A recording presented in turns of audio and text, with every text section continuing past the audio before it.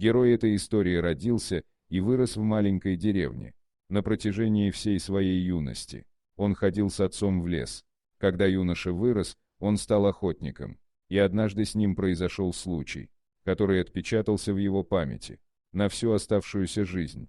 Музыка в один из дней Михаил проснулся на восходе солнца и направился в лес, на охоту к обеду своего путешествия. Он решил сделать перерыв и остановиться. Впереди охотник увидел поляну, на которой смог бы идеально отдохнуть. Однако, оказавшись на ней, мужчина опешил. Посреди поляны стоял тигр. Человек замер от страха. Животное явно услышало приближение охотника, поскольку смотрело прямо на него.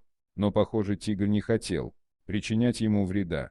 Сбитый с толку поведением тигра и не желающий стрелять, в него мужчина медленно опустил поднятое до этого ружье и начал медленно приближаться к животному.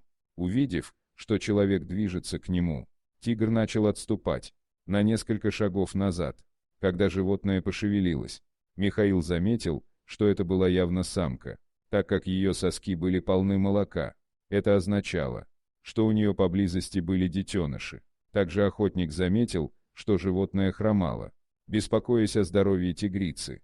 Мужчина тихо окликнул ее.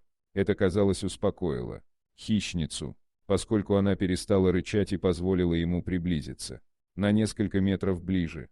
Как только Михаил приблизился к большой кошке, он понял, что рана тигрицы была намного хуже, чем он думал. Кто-то явно пытался застрелить бедную кошку, и пуля попала ей в заднюю часть ноги, после чего пошло заражение. Увидев ужасное состояние раны, охотник немедленно попытался помочь, но дикая кошка своим рычанием удерживала его на расстоянии. Затем животное совершило нечто поистине экстраординарное. Тигрица повернулась и начала уходить к краю поляны, но остановилась, как только достигла деревьев. Именно в этот момент охотник начал слышать писк маленьких тигрят. Взрослая большая кошка аккуратно поднялась с земли одного из детенышей и, прихрамывая, направилась обратно к Михаилу. Добравшись до него, она положила тигренка к ногам мужчины. То же самое тигрица проделала и со вторым детенышем.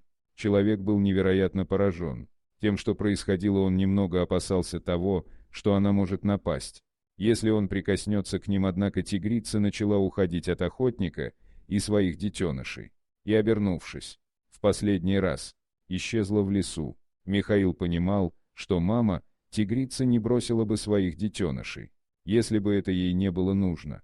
Видимо, большая кошка осознавала, что у нее оставалось не так много времени, и хотела убедиться, что ее дети выживут. Не желая оставлять двух молодых тигров на произвол судьбы, Михаил подхватил животных на руки и отправился обратно через лес к своему дому. Благополучно вернувшись в деревню, он решил отвезти двух тигрят к местному ветеринару и убедиться, что с ними все в порядке. Со временем два детеныша выросли и окрепли. Сотрудникам местного зоопарка стало известно о двух молодых тиграх. Они предложили их выкупить у мужчины. Однако, даже несмотря на большую сумму денег, охотник отказался расставаться с животными. Он верил, что, отдав их, предаст их. В конце концов, пришло время вернуть природу. Они выросли сильными особями и обладали всеми навыками, которые им могли пригодиться в лесу. Михаилу было грустно наблюдать за уходом тигров, но так было лучше. Но вскоре произошел случай, который доказал, что все то добро, которое сделал наш герой, не прошло бесследно. Пару лет спустя мужчина отправился в лес на поиски дичи, и там наткнулся на огромного медведя. Его патроны не могли отразить атаку медведя, и он бросился бежать. Это ему не удалось, и животное настигло его в лесной чаще. И тут напуганный мужчина вдруг увидел двух тигров. Это были они, его малыши. Они бросились на медведя, чтобы человек успел убежать. Медведь же, устав обороняться, ушел в лес. Тогда охотник понимал, что больше не увидит своих тигров.